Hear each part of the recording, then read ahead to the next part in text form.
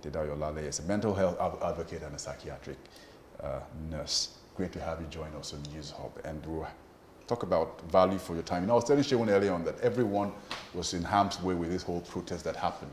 Yeah. I'm shocked. In fact, I was talking about the mental health care facility in Bekuta, Aro, yes, that was attacked during the protest, and one in Calabar also too. Right. They also got attacked during the protest, which is directly even impacting people who have mental health problems. How much more the secondary ones, the ones who have been affected either by the violence that happened, the looting of their shop, so many things to deal with. But I don't know if you will start with, but it is a mental health crisis we face. Right. It is quite a challenging period for everybody.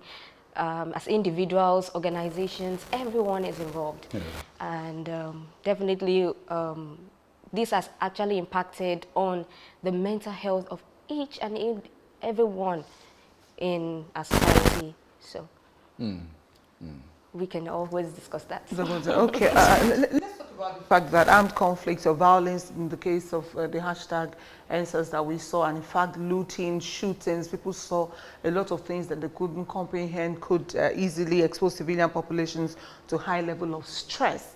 So from your own experts, let's delve into your expertise on how people can know what is wrong with them. When would you say somebody is mentally fit, and when can someone start to worry about his mental state?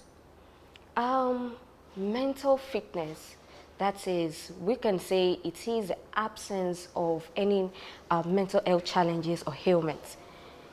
But any deviation from that, we can now say this person has a mental challenge or a disorder. And there are so many types, the major types, the minor types, quite a lot of mental health challenges depending on individuals. So at this time, at this period of the SARS protest, and after the SARS protest, people have come down with various mental health challenges, which is so alarming. I had a client come to my clinic and said, please, I am going through a difficulty in sleeping. I'm having nightmares. I'm hypersensitive to things. I said, all right, what happened? He said, after the SARS protest, while he was actually at the Lekki toll gate period, so he saw a fellow protester was shot right in his presence. Since that time, he has not been able to get himself. He could not sleep. He kept having flashbacks. He kept having so many difficulties, anxiety. He's just anxious. So at the time, we were able to counsel, psychoeducate him, get him through some psychological therapies. And at the end of the day, he's fine. So these are challenges. Everybody was affected in one way or the other. The people that could not go to their place of work at that time and get their means of livelihood. Also the people that that lost their goods, their properties, and even loved ones at the time. Everybody is affected at one time at that period, and definitely. But the good news is we can recover. There are people who has been able to come up and say, I am having this challenge. Please, how can you help me? And meanwhile, there are still others that are going through that grief, and it requires people that are around to be able to help them and say, this person really needs help. In what way can we help them? And that is why we are here. Absolutely. In what way can we help? Because oftentimes with mental health situations, I found that people are either there to either help or to worsen the situation, and everyone has a role to play whatsoever. And my mind is going towards the several categories of people you've mentioned, those who have gone through different challenges during this period, and how to recover and what to do to recover. Sometimes I found that people are paced themselves and they're too harsh on themselves, saying that we need to get to point B, whereas they don't even know that point A is the point of recovery, and they're in a hurry to quickly restart. Is it a one-size-fits-all solution to everyone who is going through difficulties, or people would have to find what works for them best through mental health advocates like you? There is individual differences. Everybody is unique and different in a way. And what works for A is different for what works for B. We all have different ways at which we react to situations. If I am going through, or probably three of us are going through, there's a situation right there, the way I will respond might be different from the way you will respond to it. So it is, the care of everyone is individualized.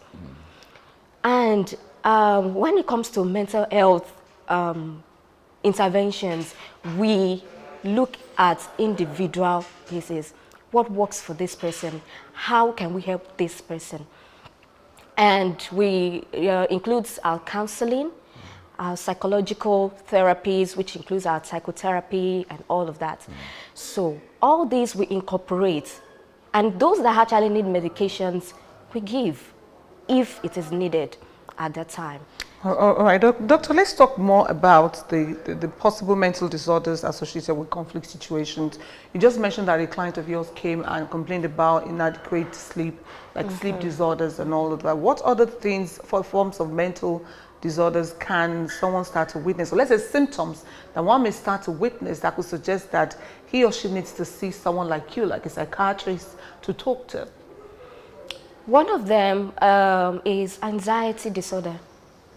Anything that just happens and then the person is just so anxious and could not even control him or herself at that period. He could not try to calm himself down. Probably after using other measures, he's still not being able to. Those are part of the symptoms. There's something also we call post-traumatic stress disorder. And that is what, those are the symptoms the other person I thought, my client was presenting at that time. He could not sleep. Those are people, post-traumatic stress disorder is a condition where after undergoing a stressful situation or experiencing or witnessing a traumatic situation, he could not recover from it. And the person is still experiencing insomnia, could not sleep well, he's having nightmares, having flashback, he's so hypersensitive to situations and could not at the time, when you mention anything that relates to that event, the person is just having some physical reactions and also some mental reactions. So those are that. Apart from that, relating to the SARS protests, people are still going through grief, loss of properties, loss of their loved ones. Quite a lot of people lose a lot of things, and they cannot help themselves out. A client also came at a particular point in time and said, "Ma, I am going through, I don't know how to continue with life because I've lost my means of livelihood. I cannot feed myself. I cannot feed my family. What is there in life to live for when I can't do all of this?" And at that time, he's already tending towards the suicidal thought is already coming in. Oh. So at that particular point, it goes way beyond the post-traumatic situation. But we are also having to help the person get the suicidal thoughts out of his mind and help the person to be hopeful and see the brighter day ahead. So all these are issues that people are going through, these disorders that people are going through at this period in time.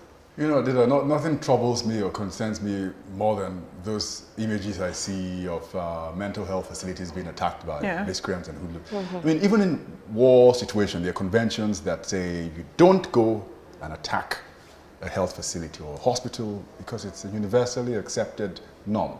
Combatants, don't do that. So I was really troubled and disturbed when I saw the facility in Abeokuta, the head of the chief medical director, in pains trying to explain how people were rolled up the beds and taken. So explain to us what happens to those people who were in those facilities while this happened. What does the mental health advocate or expert do in these sort of situations? in such a situation, it's such a bad experience, not just for the patients at that time, but also the health workers working there. Because one, the life of those people who are working there are threatened. When hoodlums come into a health facility, roll off patients off the bed, we have patients who are still aggressive. We have patients who are not mentally stable and probably bear grudges to some one of the health workers or something like that, and takes such an opportunity to inflict any pain or any harm to people. Also, at that kind of a situation where patients are allowed to just go on the streets without the help that they need, are deprived of that care at that time, their health is, since their mental health is not stable, once they go out, they can do anything. Okay. Some of them can join the mob and just continue, and then let's all. Nobody would even know that they were from the psychiatric home. Exactly. All right. And also to the health workers, the care that we have already been given, there is also an alteration. Like a disruption there. And also everybody is just trying to help themselves. Care for themselves and ensure that you are safe. We'll have to bring you back because time is not actually our friend. I would have loved to ask you if children also could fall into the category of what we're discussing. Yes. But we hope to bring you back into the studio sometime soon because this is just a pause. We've not finished with this one. We've been speaking with the mental health advocate and psychiatric nurse. That's Adedayo Olale. Thank you very much for being part of News Hub today. We'll bring you back because we know that you're still very loaded and there are a lot of things we'd like for you to share with our people so that they can get more knowledge. Thank you so much for your time and thoughts. It's a pleasure. Thank you very much. And that it is the way we do it, or like they say in the United States, the way the cookie crumbles. Crumbles. It was from a movie. Walter Cronkite. Yeah. It's a newsreader. And then a newsreader. Okay. So anytime that you finish with this program, we say, you must get, your own is Yekri, so we know it. I'll go find mine, so to speak. All right. All right. We want to thank everyone to be part of the program. To Aya King, Port Harcourt, we had Alesta in the studios, all our correspondents all over the country, and Abuja studios also. Thank you so much for being part of the program. We'll return tomorrow morning with another edition of News Hub. Don't miss it. I'm Shion Oyedeji. Good morning. And I am Agogo Obo. Sayonara.